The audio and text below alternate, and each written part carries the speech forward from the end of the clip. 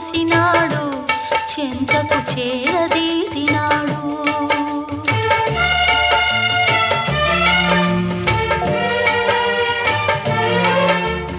అభమో శుభమో తెలియని లేడి అతనిని నమ్మింది, తన హృదయం పరిచింది. ఆ తరువాతే తెలిసి